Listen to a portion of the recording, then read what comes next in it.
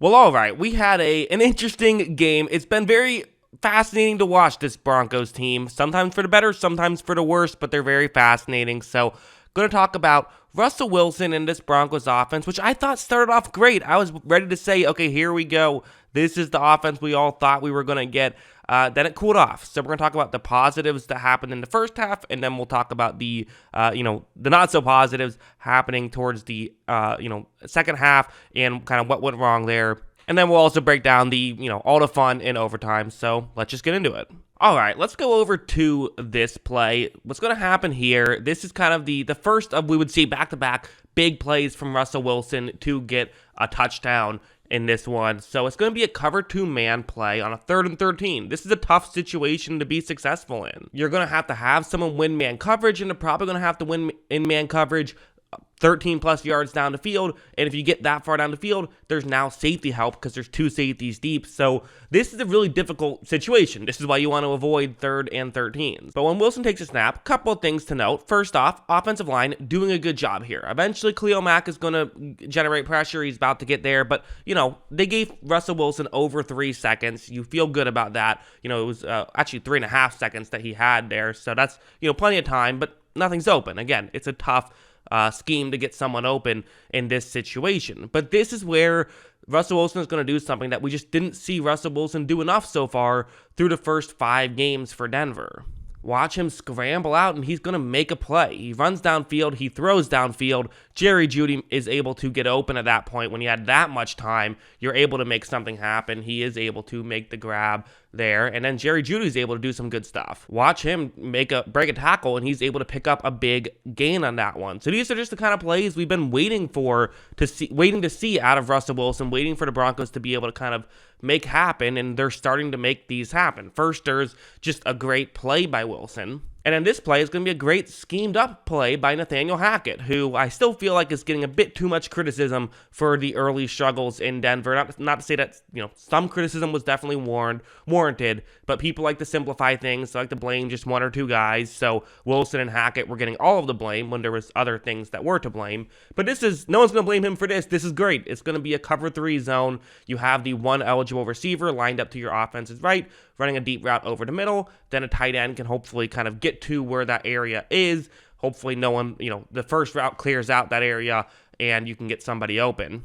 And so look at how right when this play begins, you're going to see that, the tight end here, which is Greg Dulcich, he is just as wide open as you can get because the scheme worked out perfectly. This is a good scheme by Hackett. Again, a guy who gets some criticism, but good to see things going better for them. Wilson hits this throw, Dulcich makes the catch and is able to get into the end zone for a big touchdown. So good stuff there by Denver. They're finally, I'm not going to say firing on all cylinders, but finally, making stuff happen, which is always good. Now, there of course have been some negatives. I really didn't think any of the negatives were Russell Wilson's fault. I thought there was some stuff like this, which it's a 3rd down and 5, and they tried some screen passes, and screen passes really they bumped up Wilson's completion percentage a little bit, but I don't think did too much other than that. This one, Wilson's going to try to make the throw, but there was quick pressure that just got tipped up, so that could have been even, dangerous for a second there. That's just one example, but there were a lot of screen passes for 0 yards, screen passes for -2 yards to wide receivers.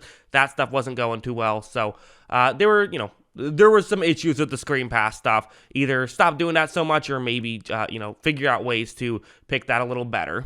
We also did see some plays like this. This is a 3rd down and 2, and we're going to see Khalil Mack here do some good stuff. I thought that was definitely something that hurt Wilson a little bit, was not having a ton of time to throw at times, which, you can blame 2 things if you want to. Watch, you're going to see Mack do a great job of getting some pressure. We saw this a few times where Wilson got sacked or, wasn't able to do much because of quick pressure. You could sit here and say, oh, well, that's, got to be better there. But at the same time, it's also like, it's Khalil Mack, and it's a 3rd down and 2 where you want to throw the ball quickly. And Wilson did have an opportunity to throw the ball quickly, but he was looking in a different direction, which happens, that is football. It's just kind of one of those, a defender made a good play and was able to get a quick pressure. Like, sometimes that does happen in football. So maybe you want to blame the blocking if you want to, but I don't know. I think it's hard to say too much, but that was one of the ways that the Chargers were able to get off the field. Now let's talk about some of the negatives, because obviously it did, went well in that first half. Again, maybe not score-wise, you weren't lighting it up, but the offense was looking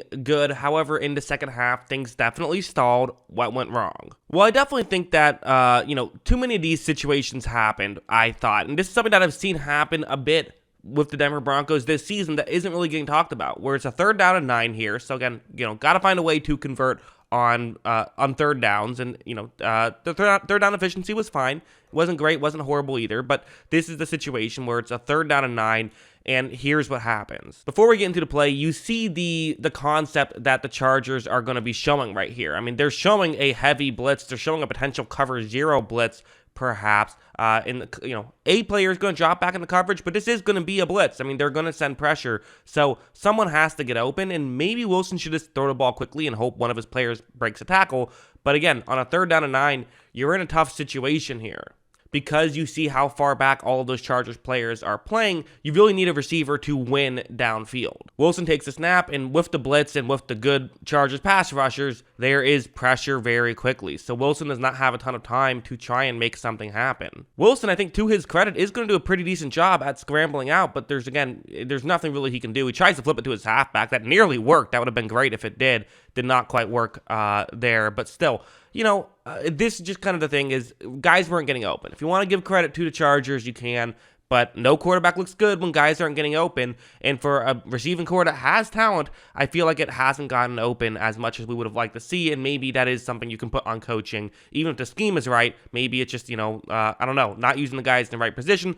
I don't really know what it is, but this has been one of the issues we've seen consistently with the Broncos and why they have stalled at times. And like this play, a perfect example of what was just going wrong in this second half that wasn't really going wrong in the first half as much. And even, I guess, in hindsight, looking back at it, you could say the first half was kind of Russell Wilson making plays and you scheming up a little bit. But when teams are playing man coverage, this Broncos team is not winning. Like, this should be a great situation. This is what you drafted Jerry Jeudy in the first round for a couple years back, to be able to win in these types of situations. It's a one-on-one on the outside. They're showing 2 safeties deep, but it will be a robber, so one safety is going over the middle. The only one safety will stay deep, meaning that this is definitely something that Russell Wilson should look towards. And look, right as this play begins, Russell Wilson is going to look in that direction.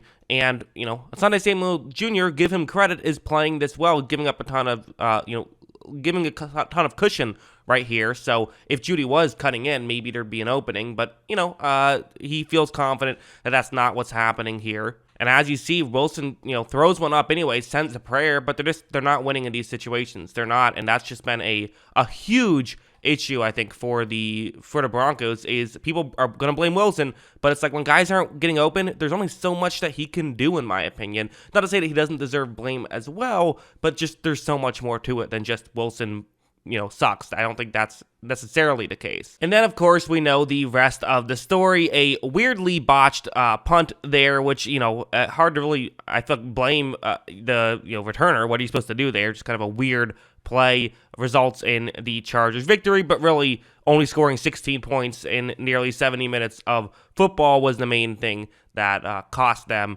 I think. So, that's what I think. What do you guys think about this game? Let me know in the comments below. Always love hearing from you. And of course, as always, thanks for watching.